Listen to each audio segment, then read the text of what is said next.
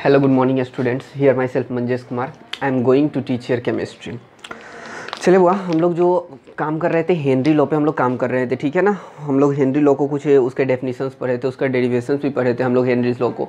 अब हमारा जो नेक्स्ट जो टॉपिक जो है ना, उसी हेनरी लॉ को हमने इसका मतलब उसको और एक्सटेंड करना है, क्योंकि हेनरी लॉ थोड़ा लंबा हो गया था और हेनरी लॉ में बहुत सारी चीज़ सीखेंगे हम लोग।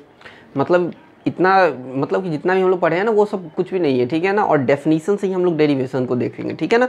तो अब देखिए बुआ, सबसे पहले हम लोग पहला डेफिनेशन जो देखे थे, देखो थोड़ा सा हम बैक कवर कर लेते हैं, उसके बाद बताना। डेफिनेशन नंबर 1 जो हम लोग देखे थे वो ये बोला था, टेम्परेचर वो क्या कर दिया था, वो कांस्टेंट। ध्यान सुनो, एट कांस्टेंट टेम्परेचर, ठीक है ना, सॉल्युबिलिटी डायरेक्टली प्रोपोर्शनल टू, ध्यान से सुनिएगा बुआ, मतलब at constant temperature solubility is directly proportional to the pressure of gas. मतलब जो प्रेशर ऑफ द गैस, यही था ना, solubility is directly proportional to the pressure of the gas. अब देखो कहने का मतलब क्या होता है ना, अगर मान लेते हैं यहाँ पर कोई कंटेनर है, ध्यान से देखिएगा बुआ, तो ये कंटेनर में अगर कोई लिक्विड अगर डाले हुए हैं तो इसमें अगर ये जो गैस बाहर में जो गैस, अगर मान लो यहाँ पर बहुत सारे गैस ऐसे हैं, अगर N2 भी है बुआ, O2 भी है, Cl2 भी हो सकता है, ठीक है ना।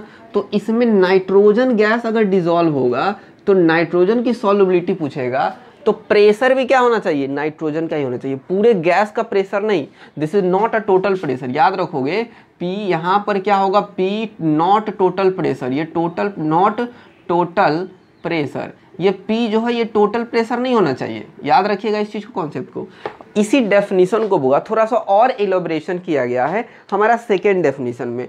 वहाँ पर क्या बोला गया हुआ है बुआ, ये सॉल्युबिलिटी के बारे में। अब देखो बुआ, वहाँ पर बोला गया है मोल फ्रैक्शन। देखो बुआ, ये डेफिनेशन नंबर 1 था। दूसरा डेफिनेशन देखोगे, डेफिनेशन नंबर 2 में बोला गया है मोल फ्रैक्शन ऑफ द गैस। इसी सॉल्युबिलिटी को हमने क्या किया, जो अमाउंट ऑफ सॉल्यूट इसमें डिसॉल्व करेंगे उसी को हम अब किस में कैलकुलेट कर लेंगे, मोल फ्रैक्शन में, क्योंकि मोल फ्रैक्शन में हमें कैलकुलेट करना आसान होता है। तो mole fraction is directly proportional to the, अब यहां पर बोला क्या, पार्शियल प्रेशर। क्या बोला बुआ, P यहां पर क्या होगा, पार्शियल प्रेशर। अब देखो बुआ, जब ये टोटल प्रेशर नहीं होगा, ध्यान से देखोगे, जब ये टोटल प्रेशर नहीं होगा तो जाहिर सी बात है ना, ये पार्शियल प्रेशर ही होगा। समझ में आ रहा है ना। अब देखो, जब टोटल प्रेशर नहीं होगा तब पार्शियल प्रेशर होगा। तो इस डेफिनेशन को थोड़ा सा मॉडिफाई किया गया, इस डेफिनेशन को थोड़ा सा मॉडिफाई किए, और मॉडिफाइड करने के बाद हमें क्या आ गया, ये आ गया, mole fraction is directly proportional to the partial pressure of the gas. Temperature को कांस्टेंट ही रखना है। अब देखो बुआ, अब हमने क्या किया, डेफिनेशन नंबर 2 भी देख लिया, यहाँ पे डेफिनेशन नंबर 1 था। अब हम लोग देखते हैं डेफिनेशन नंबर 3। चलो डेफिनेशन देखो, डेफिनेशन से बहुत सारी चीज़ सीखेंगे बुआ। और डेफिनेशन अगर तुम्हारा क्लियर नहीं है, अगर बढ़िया से नहीं समझते हो ना, तो न्यूमेरिकल सॉल्व करना बहुत प्रॉब्लम होगा। 1-2 अगर जो DPP सीट जो मिलेगी आपको बुआ, तो उसमें क्वेश्चन नंबर 2 को अटेम्प्ट करके देखना, ठीक है ना। वहाँ पर हमने बहुत सारे चीज को चेंज कर दिया है। और 2 नंबर जो क्वेश्चन है बुआ, वो आपका CBSE बोर्ड का 2009 का आया हुआ क्वेश्चन है, आस्क्ड क्वेश्चन है, प्रीवियस ईयर क्वेश्चन है। तो उस क्वेश्चन को पहले जस्ट इस वीडियो को कवर करके बना के देखना, सबसे पहले वही बनाना बुआ, क्योंकि उसमें बहुत सारी चीज़ तुमको नया चीज़ मिलेगा, ठीक है ना। ये नॉर्मल नहीं है, डायरेक्टली ये पार्शियल प्रेशर पर नहीं बनेगा, जो डायरेक्टली हम सॉल्युबिलिटी पे जो हम फॉर्मूला दिए उससे सॉल्व भी नहीं हो पाएगा, वो करके देखना, अगर तो आंसर नहीं मैच करेगा। चलो, तो अब थर्ड डेफिनेशन में बोला गया बुआ, ठीक है ना, वो थर्ड डेफिनेशन बोला गया पार्शियल प्रेशर, ठीक है ना बुआ। यहाँ पर बोला गया है partial pressure in vapour phase. यहाँ पर क्या बोला गया बुआ, पार्शियल, ध्यान से चलो, पार्शियल प्रेशर, ठीक है ना, प्रेशर इन वेपर फेज। अब देखो, vapour phase, partial pressure in vapour phase, ठीक है ना, is directly proportional to the mole fraction. समझ में आया ना बात। तो ये इन तीनों डेफिनेशन से, और तीनों डेफिनेशन का एग्जैक्टली मीनिंग इसी से रिलेटेड है बुआ। तीनों डेफिनेशन क्या है, कहने का ढंग अलग है। देखो ये वाला डेफिनेशन समझ में, तो ये जस्ट इसका रिवर्स है, सेकेंड वाला का रिवर्स कर दोगे तो ये डेफिनेशन। लेकिन पहला वाला डेफिनेशन में यहाँ पर केवल वहाँ पर बोला गया क्या, पार्शियल, मतलब कि वहाँ बोला गया pressure of the gas. Pressure of the gas मतलब जो गैस है उसका प्रेशर। समझ में आया ना बात। यहाँ पे एयर तो नहीं ना बोल रहा है ना, यहाँ पे नाइट्रोजन बोलेगा, ऑक्सीजन बोलेगा, या क्लोरीन बोलेगा। तो एटमॉस्फेयर नाइट्रोजन का कितना परसेंटेज है, क्लोरीन का कितना परसेंटेज है, ऑक्सीजन कितना परसेंटेज है, क्लोरीन को इग्नोर कर दो क्योंकि क्लोरीन का परसेंटेज हम बहुत नेग्लिजिबल होता है। मतलब नाइट्रोजन ऑक्सीजन दो ही चीज देखोगे जनरली।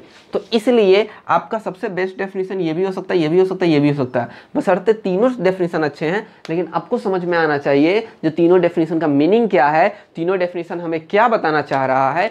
तो यहाँ पर ये डेफिनेशन हो गया था। अब देखिए बुआ, हमने क्या किया था, एक और ये दो डेफिनेशन को कंबाइन करके एक नया बनाया था, ठीक है ना। अब इसको मिटाते हैं बुआ। इसको नोट कर लीजिएगा, ठीक है ना, कॉपी में एकदम शॉर्ट नोट्स की तरह, डेफिनेशन का शॉर्ट नोट्स, इसको नोट कर लीजिएगा। अब नेक्स्ट में हम लोग देखते हैं बुआ, चलिए इसको मिटाते हैं।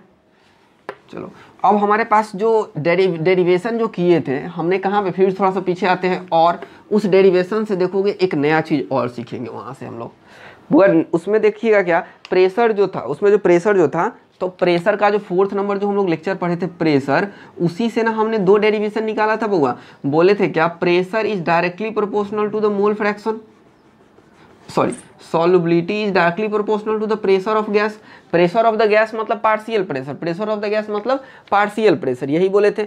दूसरा नेक्स्ट में हम लोग इसको दूसरे ढंग से ये भी बोले थे, solubility is directly proportional, solubility is directly proportional to the mole fraction of the gas. बोलो बात सही है कि नहीं, solubility is directly proportional to the mole fraction of the gas. इसको हमने इक्वेशन नंबर 1 माना था, इसको हमने इक्वेशन नंबर 2 माना था।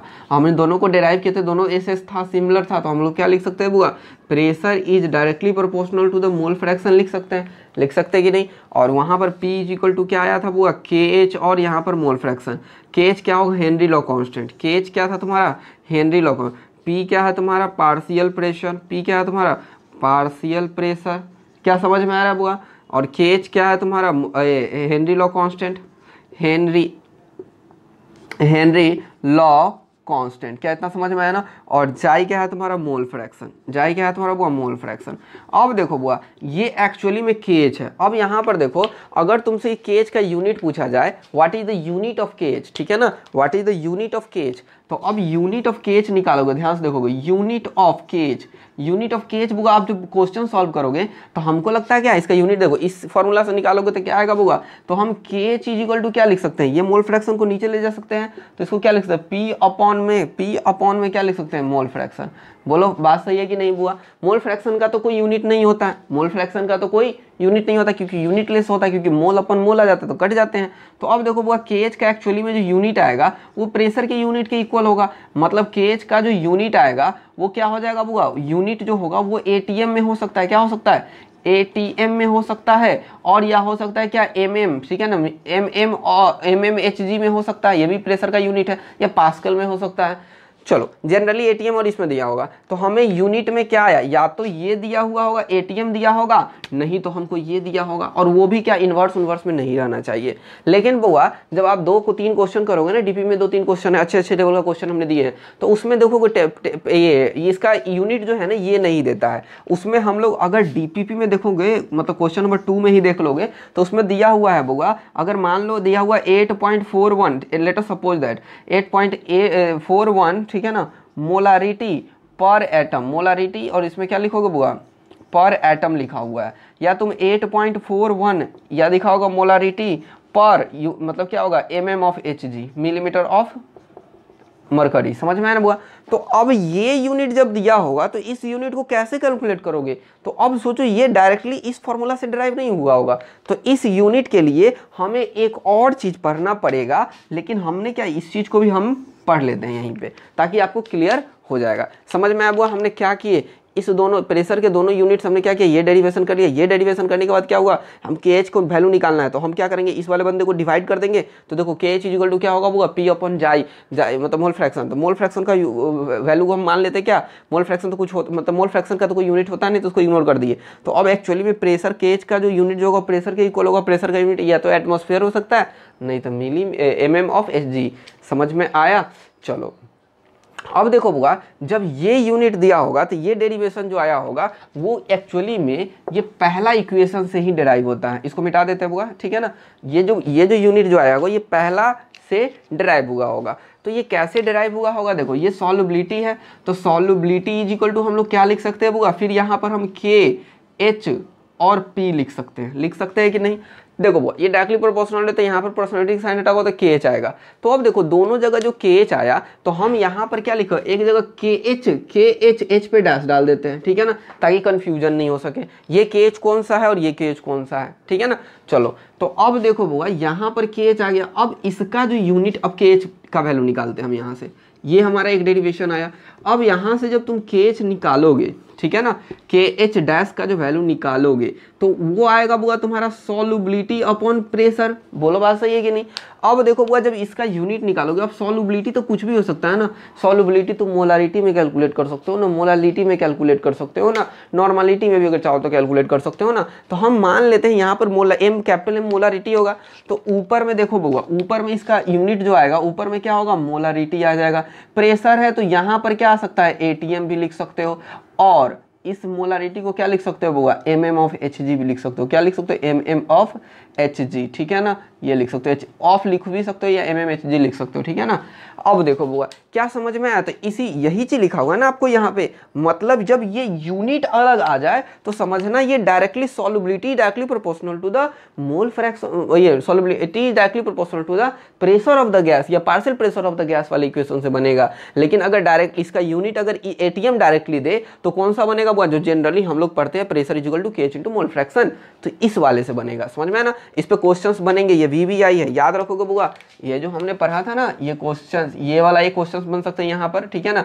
चाहिए इसको नोट करोगे, नोट में VBI लिखोगे, VBI बड़ी इंपॉर्टेंट है, अच्छे लेवल के क्वेश्चन यहाँ से पूछेंगे आपको, ठीक है ना, अच्छे लेवल के क्वेश्चन यहाँ से। और वहां पर एक चीज गौर करोगे, वहां पर भी बुआ KH ही देगा, वो नहीं बोलेगा जो यहाँ पर KH डैश बोलेगा, वो सीधे बोलेगा हेनरी लॉ कांस्टेंट जो है इतना दिया हुआ है। केवल आपको यूनिट से पहचानना पड़ता है बुआ, जो कौन सा फॉर्मूला कब लगेगा। Is it clear. हम लोग क्वेश्चंस भी एक दो क्वेश्चंस इस पे देखेंगे, ठीक है ना। चलो बुआ अब एक दो क्वेश्चंस इस पर जब देखोगे तो सबसे पहले कहते हैं ना, इसको ओमिट कर देते हैं, ठीक है, पहले इसको नोट कर लीजिए बुआ, जल्दी से इसको नोट करिए, उसके बाद हम लोग एक दो क्वेश्चंस देखेंगे इस पे।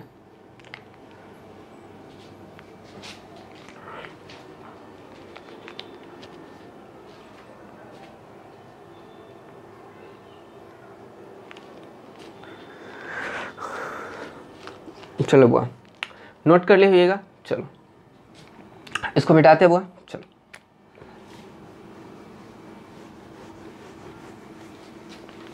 चलो एक क्वेश्चन से पहले हम लोग क्या करते हैं ना, थोड़ा सा एक लॉ जो है उसको पहचान लेते हैं। चलो देखो बुआ, अब यहाँ पर देखोगे एक जो डेरिवेशन जो हम लोग किए थे, ठीक है ना, वहाँ पर हम लोग हेनरी लॉ को, देखो हेनरी लॉ बुआ हम लोग लिखे क्या था, ध्यान से देखोगे थोड़ा, Henry law is equal to, Henry law पढ़ रहे हैं, ठीक है ना, हेनरी लॉ पढ़ रहे हैं। चलो अब देखो बुआ, हेनरी लॉ में हम लोग क्या देखे थे, ठीक है ना बुआ। अब देखो यहाँ पर क्या था, सॉल्युबिलिटी जो था, ठीक है ना, हेनरी लॉ में सॉल्युबिलिटी था, तो यहाँ पर तुम पार्शियल प्रेशर वाला पार्ट से P is equal to K, ज़्यादा फेमस यही है, P is equal to KH into x, ये था हमारा हेनरी लॉ। समझ में आना, P क्या है, P पार्शियल प्रेशर है, KH हेनरी लॉ कांस्टेंट है, जाई क्या है, मोल फ्रैक्शन है बुआ। अब देखो बुआ यहाँ पर एक कॉन्सेप्ट उठता है, जब टेम्परेचर को तुम इंक्रीज करते हो, ध्यान से सुनोगे, ठीक है ना, जब टेम्परेचर को तुम इंक्रीज करते हो तो इसमें सॉल्युबिलिटी में क्या फ़र्क पड़ेगा, टेम्परेचर को इंक्रीज करोगे तो सॉल्युबिलिटी में क्या फ़र्क पड़ेगा, KH का वैल्यू में क्या फ़र्क पड़ेगा, ठीक है ना बुआ, KH की वैल्यू में क्या फ़र्क पड़ेगा, और हम लोग देखेंगे मोल फ्रैक्शन में क्या फ़र्क पड़ेगा। तो अब देखो बुआ सबसे पहले ये दोनों देखो, ये इसके इक्वल, ये दोनों को मल्टीप्लाई करके इसके इक्वल है, मतलब ये तो कांस्टेंट है ना, देखो ये दोनों को मल्टीप्लाई करके ये इक्वल है, इक्वल टू का साइन तो इसको कांस्टेंट है, एक को बढ़ाओगे तो दूसरा डिक्रीज होगा, एक को बढ़ाओगे तो दूसरा डिक्रीज होगा, क्योंकि ये तो कांस्टेंट है। समझ में आया ना बुआ। तो अब देखो इससे पहले देखो टेम्परेचर जो होता है ना, एक सबसे पहले जानते हैं हम लोग, पीछे पढ़े हैं, डिसोल्यूशन जो होता है वो एक्सोथर्मिक प्रोसेस होता है। डिसोल्यूशन क्या होता है, एक एक्सोथर्मिक प्रोसेस होता है। तो जब एक्सोथर्मिक प्रोसेस होगा तो तुम टेम्परेचर को इंक्रीज करोगे तो सॉल्युबिलिटी डिक्रीज करेगा। Is it clear. जब एक एक्सोथर्मिक प्रोसेस जो होता है तो उसमें जब आप टेम्परेचर को इंक्रीज करिएगा तो सॉल्युबिलिटी क्या करेगा, डिक्रीज करेगा। तो जाहिर सी बात है ना, याद रखोगे जो भी डिसोल्यूशन होता है वो एक्सोथर्मिक होता है, और जब टेम्परेचर इंक्रीज करोगे तो यहाँ पर क्या आएगा होगा, सॉल्युबिलिटी आपका डिक्रीज कर जाएगा। क्या करेगा, सॉल्युबिलिटी क्या करेगा, डिक्रीज कर जाएगा। बस हमें इतना ही जानना था, पीछे वाले जो हमारा जो था ना ली चार्टली प्रिंसिपल वाला जो कॉन्सेप्ट था उससे हमें इतना ही पता होना चाहिए था। अब जब इतना पता हो गया, अब तुम इस फॉर्मूला पे लगा दोगे, तुम्हारा सारा वैल्यू तुमको निकल जाएगा। अब देखो सॉल्युबिलिटी का एक्चुअली मीनिंग जो होता है वो तो मोल फ्रैक्शन से होता है। सॉल्युबिलिटी को हम दूसरे टर्म्स में बोल सकते हैं वो मोल फ्रैक्शन है, या हम दूसरे टर्म्स में उसको मोलालिटी में कन्वर्ट कर सकते हैं, या उससे भी टर्म में दूसरे टर्म में बोल सकते हैं मोलालिटी में कन्वर्ट कर सकते हैं। तो सॉल्युबिलिटी जब डिक्रीज हुआ, मतलब ये वाला बंदा, ये जो एक्स की वैल्यू जो है, सॉरी ये जाई की जो वैल्यू है वो डिक्रीज हुआ, तो केच की वैल्यू तो ऑटोमेटिक इंक्रीज करेगी ना। समझ में आ रहा बात। तो यहाँ पर जैसे सॉल्युबिलिटी डिक्रीज किया तो यहाँ पर क्या होगा, मोल फ्रैक्शन भी क्या करेगा, डिक्रीज करेगा। ध्यान से देखो, ये सॉल्युबिलिटी डिक्रीज किया, मोल फ्रैक्शन डिक्रीज, क्योंकि डायरेक्टली प्रोपोर्शनल होता है, क्योंकि जैसे जैसे सॉल्युबिलिटी को ही दूसरे माध्यम से मोल फ्रैक्शन में बोल सकते हैं। तो जब मोल फ्रैक्शन डिक्रीज होगा तो क्या होगा बुआ, KH क्या करेगा तुम्हारा, इंक्रीज कर जाएगा। ये कॉन्सेप्ट समझ में आया, KH क्या कर जाएगा वो आपका इंक्रीज हो जाएगा। तो इस चीज को नोट करोगे, ठीक है ना, बढ़िया से, केवल समझने वाली बात है, ठीक है ना, इसमें कुछ नहीं है। अब देखो बुआ, सिंपल सी बात है, जो एक मतलब ओशंस जो होते हैं, जितने भी ओशंस होते हैं, या मान लो कोई भी रिवर होता है, ठीक है ना बुआ, अगर मान लो ये ओशन है या रिवर ही मान लो, ठीक है ना, ठीक है। अब ये ओशंस और रिवर में देखोगे तो उसमें क्या होता है ना, बहुत सारे एक्वेटिक एनिमल होते हैं। क्या होते हैं बुआ आपके, एक्वेटिक एनिमल। जो एक्वेटिक एनिमल्स जो होते हैं, जो पानी में रहते हैं एनिमल्स बुआ, अगर मान लो जब यहाँ पर टेम्परेचर बढ़ेगा, ध्यान सुनोगे, टेम्परेचर बढ़ेगा तो क्या होता है बुआ, जैसे जैसे अगर मान लो एटमॉस्फेयर का टेम्परेचर बढ़ रहा है या एटमॉस्फेयर का टेम्परेचर बढ़ेगा तो जाहिर सी बात है बुआ, सॉल्युबिलिटी क्या करेगा, सॉल्युबिलिटी क्या करेगा तुम्हारा, डिक्रीज हो जाएगा। हाँ देखो बुआ, अब यहाँ पे क्या होगा, जैसे जैसे टेम्परेचर बढ़ेगा तो सॉल्युबिलिटी क्या होगा तुम्हारा, डिक्रीज हो जाएगा। तो अगर ये जो सॉल्युबिलिटी है वो डिक्रीज हो रही है, तो सॉल्युबिलिटी एक्चुअली रिवर जो जितना एक्वेटिक एनिमल है उनको चाहिए क्या, जीने के लिए उनको भी ऑक्सीजन चाहिए। तो ऑक्सीजन का जो यहाँ पर जो एटमॉस्फेयर में जो ऑक्सीजन है, जो भी एटमॉस्फेयर में ऑक्सीजन है, तो इनको जो डिसॉल्व होने की जो पावर थी, डिसॉल्व होने की पावर वो तो घट जाएगी ना, समझ में आया ना बात, क्योंकि सॉल्युबिलिटी डिक्रीज हुआ, इसका मतलब डिक्रीज का मतलब ये भी नीचे चला जाएगा, ठीक है ना। ये एक्चुअली ये कॉन्सेप्ट हमने ऊपर से लिया। तो डिक्रीज का मतलब क्या होता है, इसका लेवल अब कम जाएगा अंदर। डिक्रीज का मतलब क्या हुआ, ऑक्सीजन का लेवल कम जाएगा। ऑक्सीजन अगर मान लो 4 मोल जाता था पहले, अब 2 ही मोल जाएगा, लेटर सपोज दैट। तो अब इसका लेवल कम जाएगा, तो अब एक्वेटिक एनिमल को, अंदर में जो भी एनिमल है उनको तो ऑक्सीजन कम मिल रही है, तो उनका सर्वाइवल क्या होगा, वो वेल मेंटेन नहीं होगा, उनका सर्वाइवल में डिफिकल्टी आएगा। तुमको भी ऑक्सीजन अगर बंद कर दिया जाए देना तो तुम्हारा कैसा फील होगा, वही हाल अंदर भी होता है। तो समझ रहे हो, टेम्परेचर इंक्रीज हो तो सॉल्युबिलिटी क्या करेगा बुआ, डिक्रीज करेगा, और सॉल्युबिलिटी डिक्रीज करेगा तो जाहिर सी बात है क्या होगा, ऑक्सीजन का लेवल क्या होगा बुआ, डिक्रीज कर जाएगा। उसके लिए अब देखो बुक में तुमको दूसरे लैंग्वेज में लिखा होगा, सॉल्युबिलिटी जैसे जैसे टेम्परेचर को इंक्रीज करोगे तो केज की वैल्यू बढ़ेगी, और केज की वैल्यू बढ़ेगी तो क्या होगा बुआ, सॉल्युबिलिटी डिक्रीज कर जाएगी। तो उसको इससे रिलेट करके तब बताया है, ठीक है ना। तो बात सही है ना, ऊपर वाला इक्वेशन तुम्हारा ये सॉल्व हो जाएगा। क्लियर है, चलिए इसको नोट करिए जल्दी से बुआ। उसके बाद हम लोग क्या करते हैं,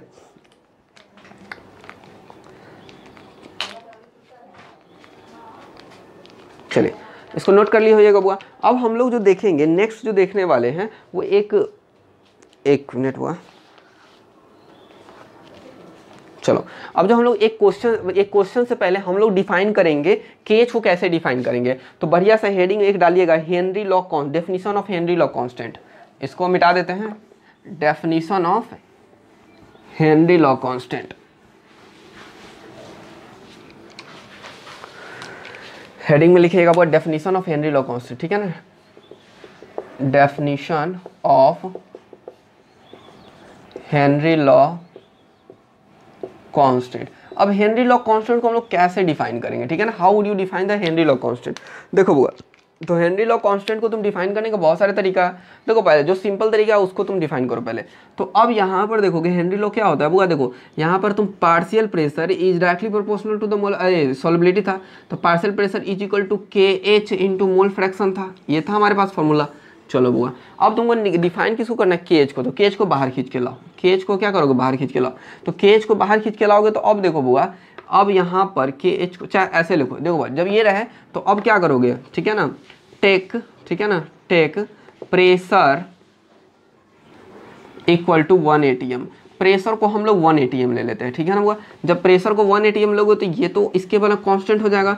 तो अब हम लोग केज को हम क्या लिख सकते हैं, केज को लिख सकते हैं P बाई मोल फ्रैक्शन, मतलब मोल फ्रैक्शन आ जाएगा।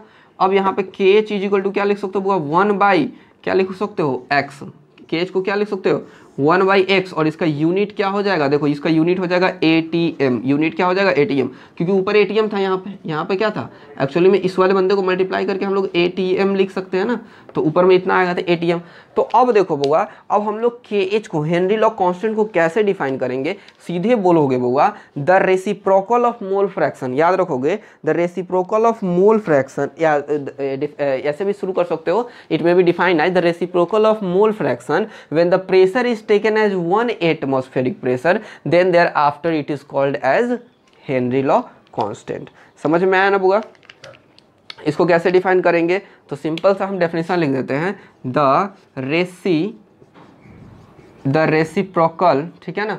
डेफिनेशन में क्या लिखेंगे बुआ, the reciprocal of mole fraction, ठीक है ना, mole fraction of solute in solution, ठीक है ना, the reciprocal of mole fraction of solute, या सॉल्यूट ने, the reciprocal of mole fraction of gases, gas in solution, ठीक है ना, gas in solution when the pressure is taken as, when the pressure is taken as 1 atm, जब pressure को हम लोग 1 atm लेते हैं, इट इज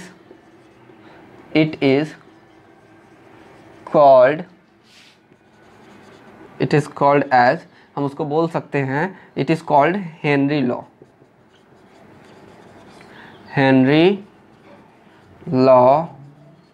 कांस्टेंट। क्या इतना समझ में आया, इसको नोट करिए बुआ, it is called as Henry law constant.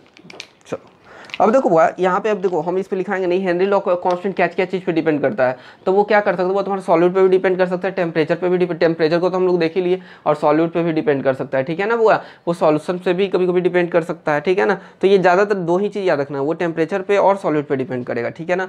देखो बुआ, ये हुआ आपका हेनरी लॉ का डेफिनेशन। अब देखो बुआ, एक ही डेफिनेशन नहीं हो सकता, इसका डेफिनेशन और भी हो सकता है, कैसे ले सकते हो दूसरा डेफिनेशन, तो दूसरा ये आप लिखिएगा नहीं, बस हम आपको समझा देते हैं। तो अब देखो बुआ, हम लोग एक डेफिनेशन जो था वहाँ पर हम लोग देखे थे सॉल्युबिलिटी, देखो बुआ सॉल्युबिलिटी डायरेक्टली प्रोपोर्शनल टू क्या था तुम्हारा बुआ, प्रेशर था, प्रेशर ऑफ द गैस, तो AC इक्वल टू क्या लिख सकते हो, KH इंटू P लिख सकते हो, तो KH को अब क्या लिख सकते हो बुआ, KH इसको लिख सॉल्युबिलिटी और इंटू P 1 लिख सकते हो कि नहीं। तो अब इसको डिफाइन करोगे तो क्या करोगे बुआ, अब यहाँ पर क्या करोगे ना, यहाँ पे सॉल्युबिलिटी को क्या करोगे 1 रख दोगे, तो रेसिप्रोकल ऑफ प्रेशर लगा सकते हो, या इसको प्रेशर को 1 रख दोगे, तो जो सॉल्युबिलिटी का अगर 1 होगा उसको भी इक्वेट कर सकते हो, यूनिट चेंज हो जाएगा। तो इसको निकलना नहीं, बस समझ लेना है, ठीक है ना, एक ही डेफिनेशन याद करो, आपके लिए आसान होगा, ठीक है ना। तो अब जल्दी से इसको नोट करिए, इसको उसके बाद ओमिट करते हैं और 1-2 क्वेश्चंस करते हैं, ठीक है ना बुआ। चलिए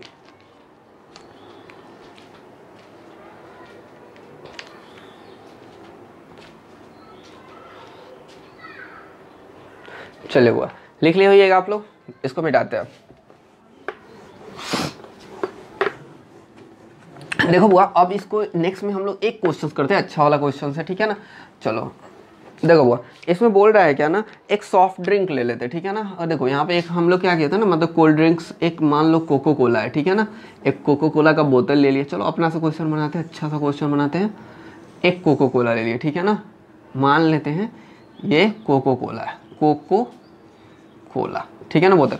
अब पूछ रहा है, देखो बुआ इसमें क्या हो रहा है ना, ऑक्सीजन इसमें डिजोल्व किया हुआ है, ठीक है ना, ठीक है ना बुआ। बोल रहा है क्या, CO2 का पार्शियल प्रेशर, देखो बुआ CO2 का पार्शियल, ठीक है ना, पार्शियल प्रेशर जो दिया हुआ है, ठीक है ना, CO2 का पार्शियल प्रेशर जो है वो 5 atm दिया हुआ है। Let us suppose that CO2 का पार्शियल प्रेशर कितना दिया हुआ बुआ, वो 5 atm दिया हुआ है, ठीक है ना बुआ। और KH की वैल्यू जो दी हुई है, चलो KH की जो वैल्यू दी हुई है वो मान लेते हैं, वो तुमको दिया हुआ है वो 2.5 इंटू 10 के पावर -5, ठीक है ना, 2.5 इंटू 10 के पावर -5 मोल पर लीटर ATM, ठीक है ना। क्या लिया हुआ, मोल पर लीटर ATM, मोल पर लीटर और ATM, ठीक है ना, ATM समझ में।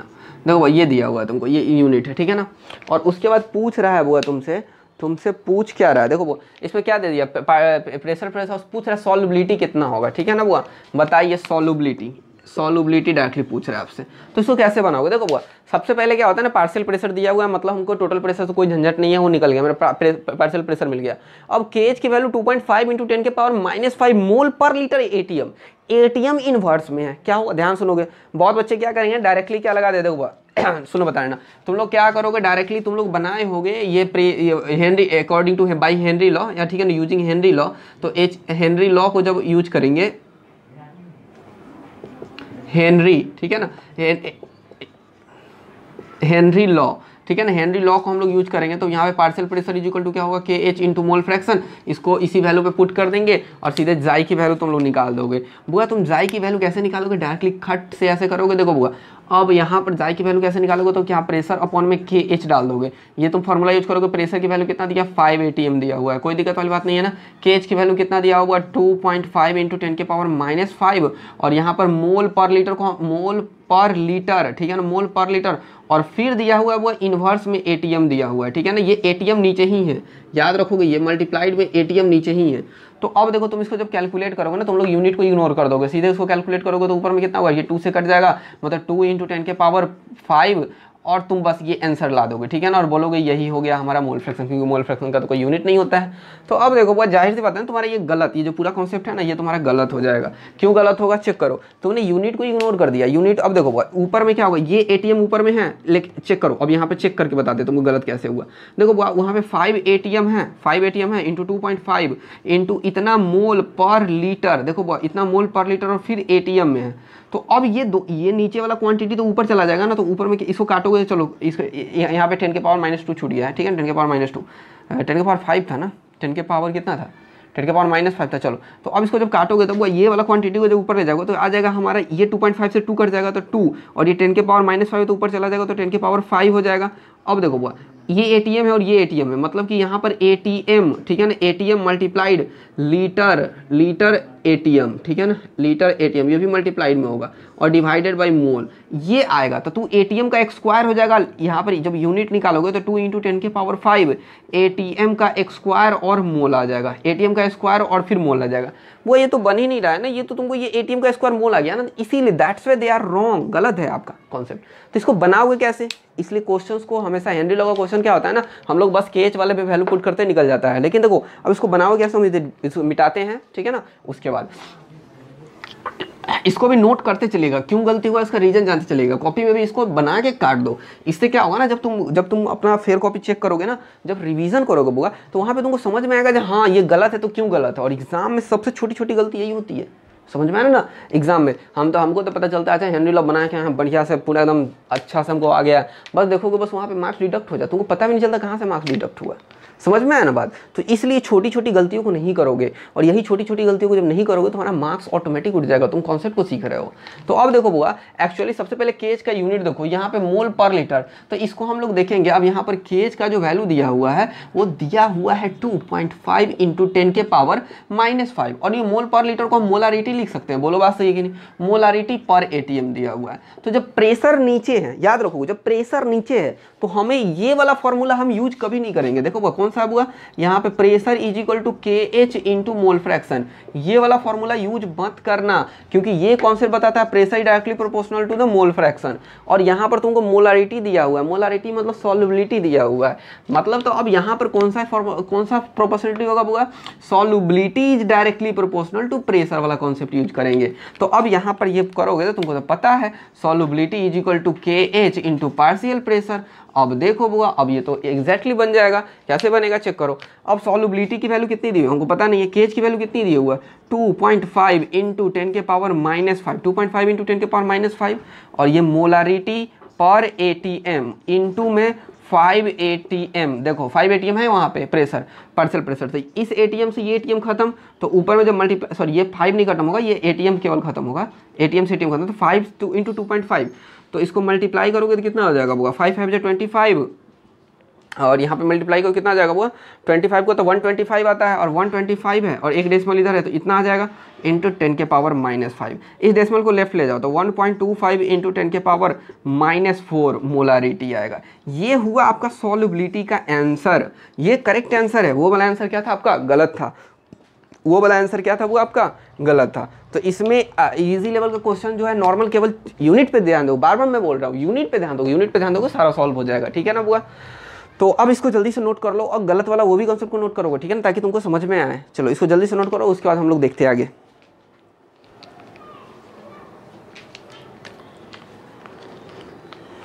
चलिए बुआ, I think you have noted down on your notebook. चलो अब नेक्स्ट में देखते हैं, देखो इस सीट के पूरे क्वेश्चंस बन जाएंगे, ठीक है ना। इस सीट के एक भी क्वेश्चन मैं यहाँ पे डिस्कस नहीं करूँ, लेकिन सारे क्वेश्चन बन जाएंगे। अगर जो क्वेश्चन नहीं बनेंगे इनका सॉल्यूशन देख लोगे, ठीक है ना। वो सॉल्यूशन भी आपको अलग क्लास में दिया हुआ है, पहले बनाओगे, ठीक है ना, तब सॉल्यूशन मिलेगा। समझ में आया बात। तो ये सॉल्यूशन उसका चेक कर लोगे उसके बाद, और फिर भी नहीं बनता है तो हम उसी सॉल्यूशन में जो क्वेश्चन का बहुत डिफिकल्ट लगेगा, जो नहीं समझ में आएगा, उस क्वेश्चन को हम क्या करेंगे, वो इसमें छोटा छोटा क्लिप वीडियो का बना के वहाँ पे डाल देंगे, ठीक है ना, वही सॉल्यूशंस वाले में। तो इसको क्या करोगे, पहले बनाओगे, बहुत इजी है, कोशिश करोगे बनाना। क्वेश्चन नंबर 6 बहुत अच्छा क्वेश्चन है, ठीक है ना, वो IIT का पूछा गया हुआ है, ठीक है ना। वो क्वेश्चन नंबर 5 भी आपका NCERT का, क्वेश्चन नंबर 1 भी NCERT का, क्वेश्चन नंबर 2 भी टू NCERT का नहीं, प्रीवियस ईयर क्वेश्चन है, ठीक है। चलो वो एक कॉन्सेप्ट और यूज करोगे, ठीक है ना। अब देखो वो इसको मिटा देते, ठीक है ना। चलो देखो बुआ, एक कॉन्सेप्ट बार बार यूज करोगे जब मोल फ्रैक्शन कैलकुलेट करोगे। देखो बुआ, जब क्या करोगे मोल फ्रैक्शन, ठीक है ना, ये लिखना नहीं है, समझ लो, ठीक है ना। मोल फ्रैक्शन जब कैलकुलेट करोगे तो मोल फ्रैक्शन जाई इज इक्वल टू क्या होता है, N1 अपॉन में N1 प्लस में N2 होता है। बोलो बात सही है कि नहीं। तो अब देखो बुआ, वेन, ठीक है ना, वेन सॉल्यूशन, ठीक है ना, when solution is very dilute, जब सॉल्यूशन बहुत ज़्यादा डाइल्यूट होता है, ठीक है ना बुआ, जब सॉल्यूशन बहुत ज़्यादा डाइल्यूट हो जाएगा तो अब हम यहाँ पर क्या बोलते हैं बुआ, तो यहाँ पर N1 प्लस N2 की जो अप्रोक्सीमेशन ऐड करोगे तो वो N2 के इक्वल आ जाएगा। समझ में आया ना बात, नहीं समझ में आया, ठीक है ना, वो N2 के इक्वल आ जाएगा। या तो मान लो हमको निकालना है N2 नाइट्रोजन का निकालना है, ठीक है ना बुआ, यहाँ पर N2 नाइट्रोजन ही दे दो, यहाँ पर भी नाइट्रोजन दे दो, और यहाँ पर तुम H2O दे दो, कोई दिक्कत वाली बात नहीं है ना। तो यहाँ पर N2 नाइट्रोजन दे दो, यहाँ पर H2O दे दो। समझ में आया ना बात। चलो तो यहाँ पर क्या लिखोगे, H2O का ही होगा। ये कुछ बात समझ में नहीं आई। चलो तो जब इसको कैलकुलेट करोगे तो क्या होगा, N2 और is equal to N2 upon में NH2 आ गया, ठीक है ना। ये इक्वेशन तुम्हारा बन के आएगा। कुछ क्वेश्चन से बार बार ये चीज़ यूज किया जाएगा तो सॉल्यूशन में, तो वहाँ पर समझोगे वो ऐसा क्यों यूज कर जाता है। एक एग्जांपल लो, ठीक है ना, एक एग्जांपल लेते हैं, ठीक है ना बुआ। अब तुमको दिया हुआ है N2 का जो मोल दिया हुआ है वो 0.18 मोल दिया हुआ है। समझ में आया ना बात, वो कितना दिया, 0.18 मोल। अब देखो बुआ, उसके बाद NH2O का जो मोल दिया हुआ है बुआ वो 0. ठीक है ना, सॉरी वो 55.5 मोल दिया हुआ है, 55.5 मोल दिया हुआ है, ठीक है ना। जब 1 लीटर कैलकुलेट करोगे तो 55.5 आएगा। यहाँ तक समझ में आया बुआ। तो अब देखो बुआ, यहाँ पर अब तुमसे पूछ रहा है क्या ना, एक मोल फ्रैक्शन ऑफ N2 निकालना है। तो अब क्या करोगे तुम, 0.18 डिवाइडेड बाई क्या लिखोगे बुआ, 0.18 डिवाइडेड बाई क्या लिखोगे तुम, 0.58, 0.18 प्लस 55.5। समझ में आया ना बात। और ये मोल से मोल कट जाएगा, तो जब इसको कैलकुलेट करोगे तो 0.18 और इसको ऐसे कैलकुलेट करोगे तो कितना होगा, 55.68, ठीक है ना। ये तुमको अगर एग्जैक्ट वैल्यू बता रहा है, क्या बता रहा है, ये तुमको एग्जैक्ट वैल्यू बता रहा है। समझ में आना होगा। और जब तुम अप्रॉक्सीमेशन यूज करोगे, ये फार्मूला जब यूज करोगे, इस वाले वैल्यू को इग्नोर कर दोगे तो एग्जैक्टली में तुमको जो आएगा वैल्यू वो क्या होगा, NN2, ठीक है ना। जब डाइल्यूट वाला कॉन्सेप्ट यूज करोगे तो यहाँ पर 0.18 डिवाइडेड बाई 55.5। अब तुम खुद कंपेयर कर लो, N2 का जो फॉर्मूला आया 0.18 अपॉन 55.5। देखो भाई खुद दोनों कंपेयर करो। एक्चुअली में ये डेसिमल के 1 डिजिट बाद में क्या है ना, डेसिमल के पहले डिजिट में क्या है, थोड़ा सा चेंज है, 1 चेंज है, और यहाँ पर क्या है 5 है। तो आंसर में ज़्यादा डिफरेंस नहीं ना आएगा, आंसर में उतना ज़्यादा डिफरेंस नहीं आएगा। समझ में आया ना बात। तो हम लोग इसलिए डाइल्यूट का कॉन्सेप्ट यूज करते हैं। अगर तुम डाइल्यूट का कॉन्सेप्ट नहीं यूज करोगे, तुम एग्जैक्टली भी बनाओगे बउआ, कैलकुलेशन लेंदी जाएगा, तुम्हें टाइम ज़्यादा लगेगा, मतलब करेक्ट तो आएगा ही, ठीक है ना। थोड़ा सा आंसर में अप्रॉक्सीमेशन में थोड़ा सा डिफर हो सकते हैं, बाद बाकी तुम्हारा एग्जैक्टली आंसर सही होगा। पहला का 2-3 डिजिट डेसिमल में डिफरेंस आ सकता है, या पहला डिजिट में थोड़ा सा +1 या +2 का डिफरेंस आएंगे, बाद बाकी आपको क्लियर रहेगा, ठीक है ना। तो ये कैलकुलेशन में बार बार यूज होंगे, इस चीज़ को इसलिए ध्यान दो। देखो बुआ, डाइल्यूट जब रहेगा तो एक्चुअली में इस वाले का डाइल्यूट जब होगा तो ये सॉल्यूट का नंबर कम हो जाएगा और सॉल्वेंट का अमाउंट ज़्यादा हो जाएगा। जो सॉल्वेंट का अमाउंट ज़्यादा हो गया तो मतलब वो बहुत ज़्यादा, जैसे देखो वाटर का बहुत ज़्यादा मोल है, इसमें 0.18, मतलब ये 55.5 और यहाँ पर क्या होगा 0. ये 1 भी नहीं है, वो 1 का हाफ भी नहीं है, तो ये नेग्लिजिबल इसको कंसीडर करते हैं। अब ऐसा मत सोचना है ये नेग्लिजिबल तो ऊपर भी नेग्लिजिबल, वही दोनों का सम को नेग्लिजिबल हम लोग करते हैं, ऊपर को नहीं नेग्लिजिबल कर सकते। ऊपर वो अगर 0 डालोगे या ऊपर को 0 डालोगे तो समझ रहे हो ना, डायरेक्टली तुम पूरा क्वांटिटी 0 हो जाएगा। समझ में है ना। तो ऊपर को हम 0 नहीं डालेंगे कभी भी, जब भी डालेंगे तो क्या होगा, ये दोनों के सम, ठीक है ना। तो यहाँ पर ये हो गया ये टॉपिक, ये बार बार ये कैलकुलेशन हर क्वेश्चन में यहाँ पर जहाँ भी मोल फ्रैक्शन निकालना है ये आपको कंसीडर यूज होगा। तो अब इसको नोट करिएगा, उस वक्त उसको नोट नहीं करना था ना, अब इसको क्या करोगे ना, क्वेश्चंस प्रॉब्लम में नोट करोगे, क्वेश्चंस प्रॉब्लम में नोट करोगे, ठीक है ना, इसको नोट करोगे। क्वेश्चंस प्रॉब्लम कहाँ कहाँ होते हैं उसको नोट करोगे, ठीक है। चलो उसके बाद हम छोटा सा 2 टॉपिक है और क्लियर करके खत्म करते हैं इसको। वो जल्दी से नोट करिएगा इसको।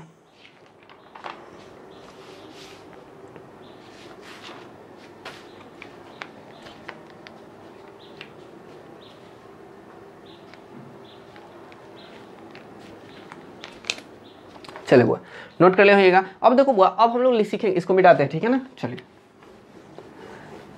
अब हम लोग देखते हैं नेक्स्ट जो है हमको पढ़ना है वो हेनरी लॉ कहाँ कहाँ काम करता है। मतलब जाहिर सी बात उसको अपने लैंग्वेज में बोले या आप उनको इजी लैंग्वेज में बोल के देखोगे, उसको इजी लैंग्वेज में समझोगे तो लिमिटेशन ऑफ हेनरी लॉज हम लोग क्या पढ़ेंगे, लिमिटेशन ऑफ हेनरी लॉ। लिखो बुआ, हेडिंग डालोगे लिमिटेशन ऑफ हेनरी लॉ। देखो बुआ नेक्स्ट टॉपिक अच्छा वाला टॉपिक है, स्टार लगा के, ठीक है ना। ये पूछता है, ये क्वेश्चन नंबर पूछा गया है बोर्ड में, ठीक है ना, बोर्ड में यहाँ से आता है limitation of Henry law.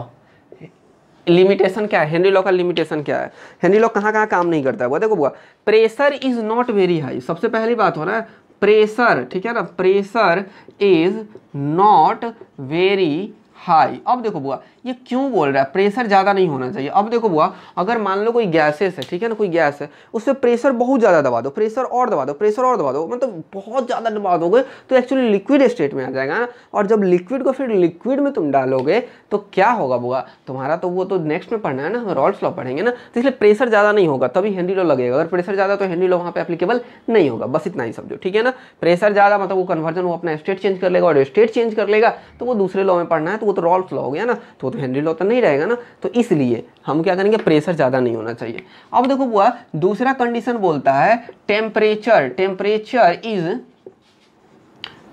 Is not very, ठीक है ना, लो, टेम्परेचर ज़्यादा कम नहीं होना चाहिए। अब देखो वो टेम्परेचर क्यों नहीं कम होना चाहिए भैया, तो टेम्परेचर अगर ज़्यादा कम कर दोगे तो वो तो ठंडा हो जाएगा ना। सॉरी मतलब उसको हम दूसरे भाषा में बोलते हैं, जब अगर मान लो वाटर है तो वाटर को टेम्परेचर कम धीरे धीरे अभी मान लो 37 डिग्री और कम करते हम लोग क्या 0 डिग्री पे ले आए, तो 0 डिग्री पे आते आएगा, जैसे ही आएगा तो क्या होगा, सॉलिड में आ जाएगा। तो जब सॉलिड में आएगा तो सॉलिड को लिक्विड में तुम डिजोल्व करोगे ना, तो इसीलिए हम लोग क्या करते हैं टेम्परेचर को भी ज़्यादा लो नहीं रहना चाहिए। मतलब वो अपना गैसेस है तो गैसेस में रहे ना भैया, वो अपना स्टेट क्यों चेंज कर रहा है, समझ में आया ना बात। चलो तो यहाँ पे क्या होगा, temperature is not very low. अब देखो बुआ थर्ड नंबर में है, ठीक है ना बुआ, इसको एग्जैक्टली वे में बोले, देखो बुआ इसमें बोल सकते हैं क्या ना, gases should not react with solve, gases, ठीक है ना बुआ, gases should not react, gases react नहीं करना चाहिए।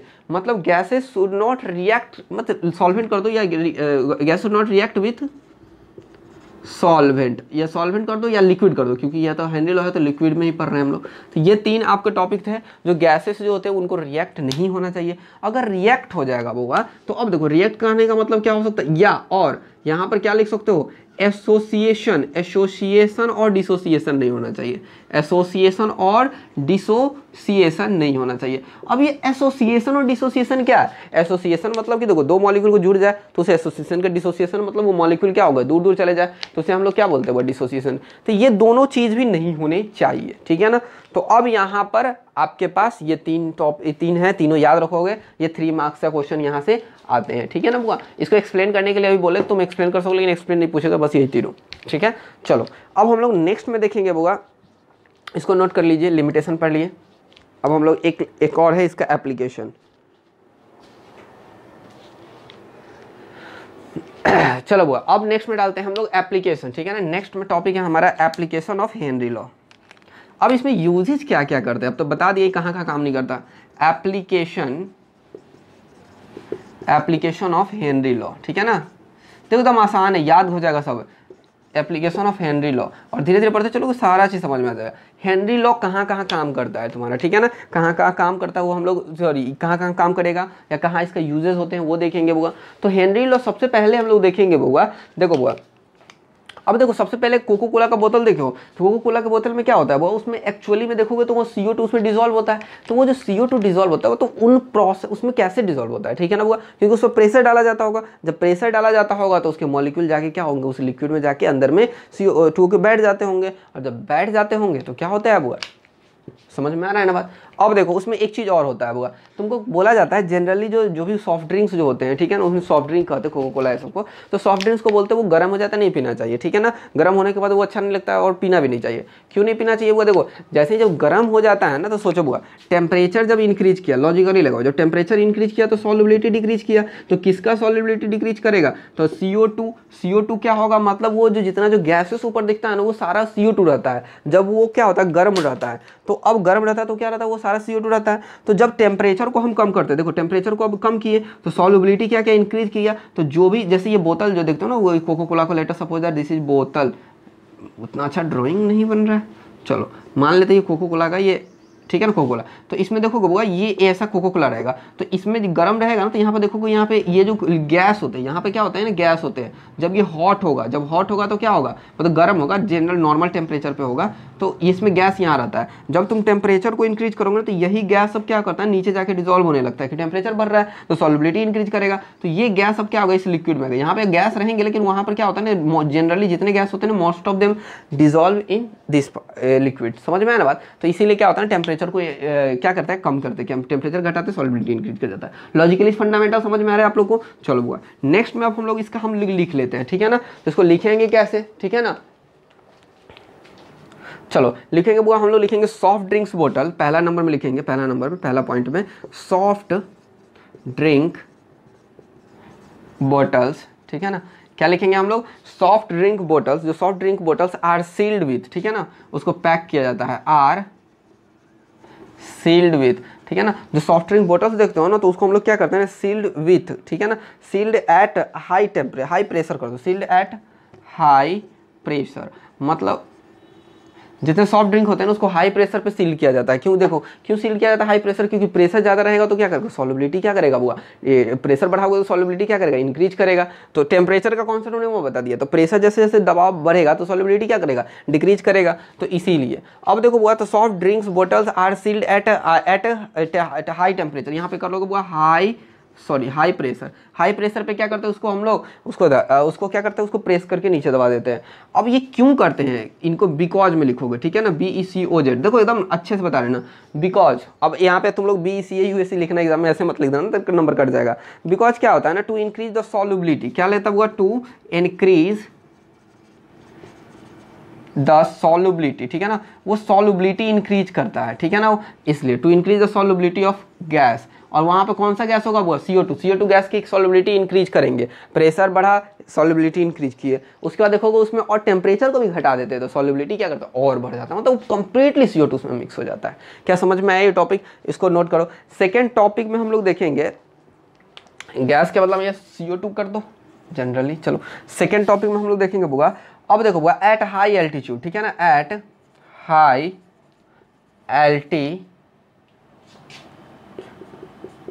हाई एल्टीट्यूड, देखो हुआ जब हाई एल्टीट्यूड जब माउंटेन पे चढ़ेंगे, देखो दो कॉन्सेप्ट देखो यहाँ पे समझ में आ जाएगा सारा चीज। चलो इसको मिटा देते हैं। अब देखो अगर मान लो ये एक तुम्हारा क्या है, ये सरफेस है, तुम्हारा अर्थ का सरफेस है, ध्यान सुनोगे। अब तुम्हारा क्या है वो, ये अर्थ का सरफेस है, ठीक है ना, अर्थ का सरफेस है, यहाँ पर मान लेते हैं एक छोटा सा पेड़ है, ठीक है ना। चलो अब देखो वो ये अर्थ का जब एक ध्यान सुनोगे, और ये क्या है, बहुत बड़ा सा माउंटेन है, ठीक है ना, ध्यान सुनिए, ये बहुत सा बड़ा सा माउंटेन है। अब इसमें थोड़ा सा दूर जाएंगे ना तो यहाँ से, यहाँ पर मान लो ना, यहाँ से एक बहुत बड़ा समुंदर है, ठीक है, इसमें वाटर है, ठीक है, ये ओशन है, कॉन्सेप्ट समझो। और ये क्या है बुआ, माउंटेन, और ये क्या है बुआ, तुम्हारा ग्राउंड है, अर्थ है, समझे, तीन चीज लो। अब देखो बुआ ध्यान से देखोगे और समझोगे, जब ये हाई माउंटेन है, ठीक है ना, ये माउंटेन है, तो माउंटेन पे जैसे जैसे तुम ऊपर चलोगे, ठीक है ना, तो अब देखो बुआ यहाँ पे जो प्रेशर का ऊपर से जो प्रेशर का दबाव जो रहेगा यहाँ पे, वो कितना रहता है बुआ, वो 1 ATM के करीब में रहता है, ठीक है ना। जितने भी गैसेस हो उनके प्रेशर कितना होते हैं, 1 ATM में। जैसे जैसे तुम ऊपर जाओगे ना तो ये प्रेशर घटते चला जाता है। क्यों घटते चला जाता है बुआ, क्योंकि ज़्यादा प्रेशर नीचे रहता है, क्योंकि प्रेशर एयर ऑफ लेयर क्या होते हैं, ऊपर में घटते घटते घटते घटते चले जाते हैं। तो जितना ज़्यादा ऊपर से मतलब दबाव पड़ेगा तो उतना ही प्रेशर बढ़ेगा। तो तुम ऊपर से जितना, तो अब तुम डिस्टेंस ऊपर कवर करोगे तो प्रेशर तुमको कम लगेगा ना, जाहिर सी बात। देखो बुआ, अगर मान ले हम यहाँ पर बहुत सारा मॉलिक्यूल को धक्का दे रहा है इस पे, तो जो मॉलिक्यूल यहाँ होगा उसको प्रेशर बहुत ज़्यादा झेलना पड़ रहा होगा, उसको बहुत ज़्यादा प्रेशर को वहाँ पे फील हो रहा होगा, लेकिन ये मॉलिक्यूल थोड़ा दूर आएगा तो ये प्रेशर थोड़ा कम इसको फील होगा, ठीक है ना। तो वही हाल ऊपर में होता है। ग्रेविटी का भी कॉन्सेप्ट लगा सकते हो बुआ। ऐसे देखो, ग्रेविटी क्या होता है, नीचे को खींचती है, तो ऊपर जाओगे तो क्या होगा, ऑटोमेटिक नंबर ऑफ पार्टिकल्स कम हो जाएंगे, नंबर ऑफ पार्टिकल्स कम होंगे तो प्रेशर कम होंगे, समझ में आ बात। तो ऊपर में क्या होंगे, उनके प्रेशर कम होंगे, ये समझ में आया ना। ऊपर में जैसे जैसे जाओगे तो क्या होगा बुआ, प्रेशर डिक्रीज करेगा। तो अब देखो बुआ, ऊपर में गए तो प्रेशर क्या हुआ, डिक्रीज किया, समझ में आया ना। ये प्रेशर इंक्रीज का साइन नहीं है, ये प्रेशर डिक्रीज का साइन है। ये प्रेशर क्या हुआ बुआ, डिक्रीज हुआ। जब प्रेशर डिक्रीज होता है, ठीक है ना बुआ, तो हमको एक चीज़ से सफ़र होने लगते हैं हम लोग ऊपर में, जिसका नाम है बुआ, ठीक है ना बुआ। उस बीमारी का नाम जो हम बता रहे हैं तुमको बुआ, उसको बीमारी नहीं बोल सकते, उसको एक प्रॉब्लम बोल सकते हो, उसको एनोक्सिया बोलते हैं। क्या बोलते हैं हम लोग, एनोक्सिया बोलते हैं। उसमें क्या होता है ना, जब देखो बुआ, अब मान लो प्रेशर जब डिक्रीज किया तो अब ये O2 जो है यहाँ पर, तो हमको O2 जैसे कि ऑक्सीजन जो है, प्रेशर एक एटमॉस्फेयर ज़्यादा है, ऑक्सीजन अंदर जा रहा है हमारे, तो ज़्यादा अमाउंट में जा रहा है। जब हम यहाँ से 500 फीट ऊपर चले गए तो प्रेशर ऑटोमेटिक घट गया। जब प्रेशर ऊपर घट गया तो अब ऑक्सीजन का जो अमाउंट जो वो कम जाएगा ना, ऑक्सीजन का अमाउंट हमारे नोज से होके या ओसोफेगस से होके यहाँ से हमारे जो या ब्रोंकली वहाँ से हो जाके अंदर में डिफ्यूज जो होगा वो कम होगा। तो जब ऑक्सीजन हमारे बॉडी को कम मिलेगा तो हमको एक स्पेशल टाइप ऑफ सफरिंग होने लगता है, जिसे हम एनोक्सिया बोलते हैं। उसमें क्या होता है ना बुआ, हम ना ही प्रॉपरली ठीक से मतलब समझ पाते हैं, ना ही हम प्रॉपरली, उसमें क्या लिखा बुआ, अनएबल टू थिंक, मतलब हम लोग अच्छे से सोच नहीं सकते हैं, ठीक है ना। अनएबल टू थिंक प्रॉपरली और एक्ट प्रॉपरली, मतलब हमारा नर्वस सिस्टम थोड़ा सा ना कमजोर हो जाता है। क्यों होता है, क्योंकि ब्रेन को सबसे ज़्यादा ऑक्सीजन चाहिए, ब्रेन ये सब कुछ पूरे सेल्स को ऑक्सीजन मिलता नहीं, वो वर्क अच्छे से नहीं कर पाता है। तो इसको कैसे लिखोगे बुआ आप, चलो, एट हाई एल्टीट्यूड, ठीक है ना, पीपल जनरली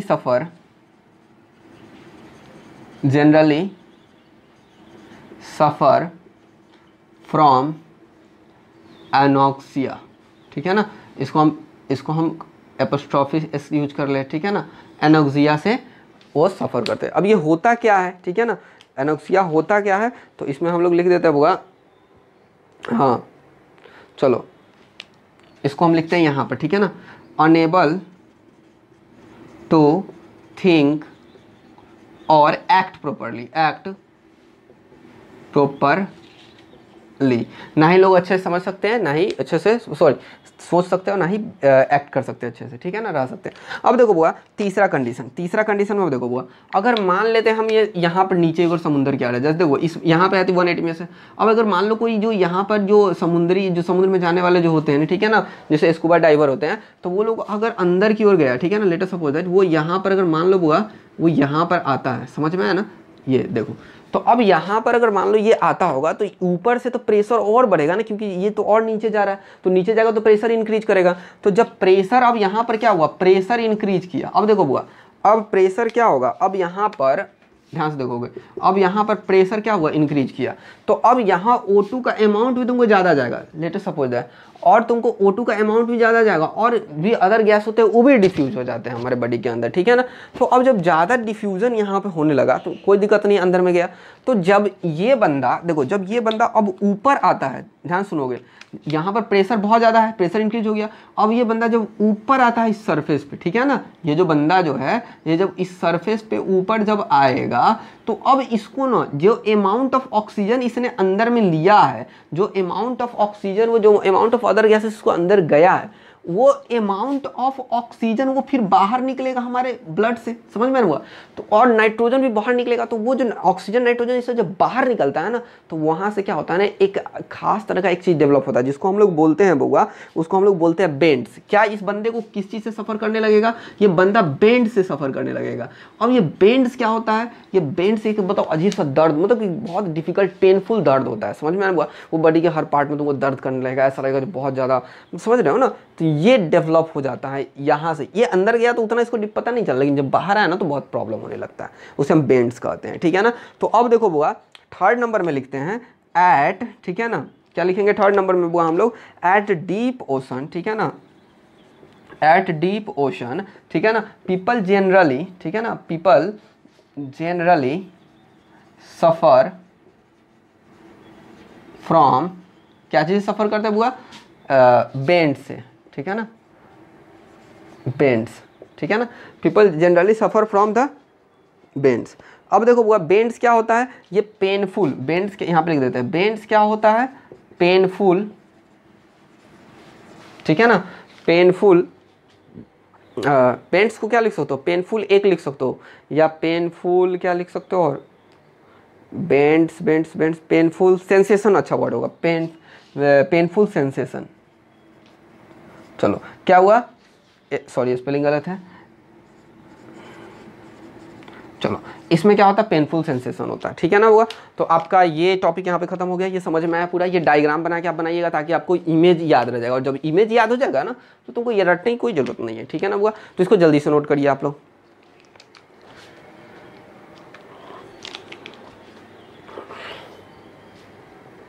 चलो हुआ, अब देखो एक छोटा सा और भी है, इसको मिटा देते हैं, जल्दी से नोट कर लीजिए। एक छोटा सा टॉपिक और भी है, टॉपिक नहीं है मतलब एक वर्ड, एक यहाँ पे हो जाएगा क्लियरली। चलो इसको मिटा दें।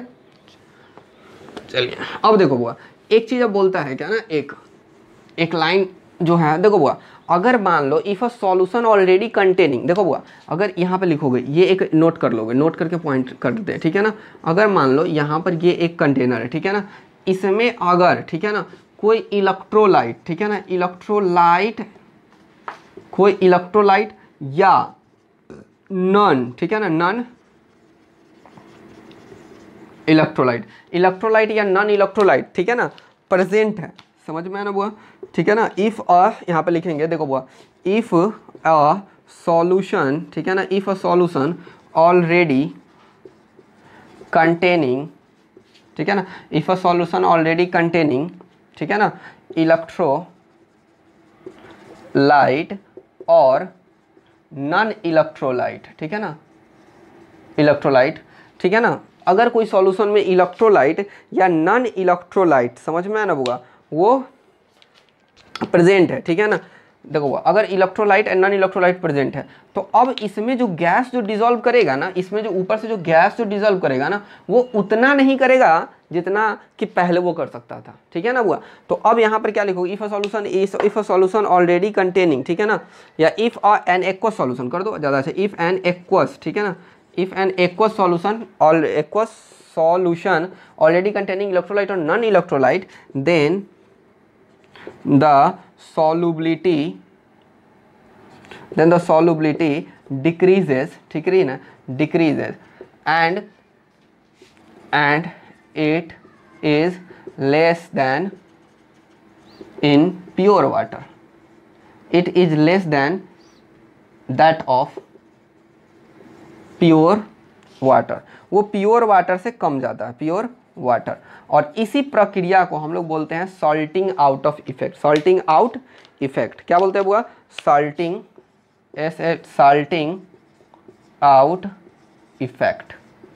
इस प्रोसेस को क्या कहते हैं हम लोग, सॉल्टिंग आउट इफेक्ट। अब देखो ये होता क्या है, एक्चुअली 2 मिनट में लगेंगे। देखो अगर मान लो इसमें क्या है, वाटर है, तो वाटर के क्या होता है, कुछ वाटर का क्या होता है ना, कुछ वो खास उसमें स्पेस रहता है, तो इस स्पेस में ऑलरेडी कोई बंदा आके इलेक्ट्रोलाइट और नॉन इलेक्ट्रोलाइट डिसोसिएट करते हैं, वो आके बैठ गया, तो अब जो बाद में जो गैसेस जो पार्टिकल है उसको तो स्पेस नहीं मिलेगा, तो वो स्पेस नहीं मिलेगा तो अंदर बैठेगा नहीं, और जब बैठेगा नहीं वो अंदर जाके फिट नहीं होगा तो वो तो ऊपर डिसॉल्व ही नहीं करेगा, और तो डिसॉल्व नहीं करेगा मतलब उसका सॉल्युबिलिटी डिक्रीज हो गया, और जब सॉल्युबिलिटी डिक्रीज हो गया तो उसको बोलेंगे सॉल्टिंग आउट ऑफ इफेक्ट। मतलब इफ कोई भी सब्सटेंस इलेक्ट्रोलाइट और नॉन इलेक्ट्रोलाइट ऑलरेडी उस एक्वस सॉल्यूशन में प्रेजेंट है तो उसका सॉल्युबिलिटी डिक्रीज हो जाएगा, और सॉल्युबिलिटी डिक्रीज हो जाएगा और वो प्योर वाटर से कम रहेगा। अगर नहीं डिक्रीज रहता तो उसका सॉल्युबिलिटी बढ़ता। क्लियर हो गया? तो आज के लिए इतना ही topic, that's all, thank you.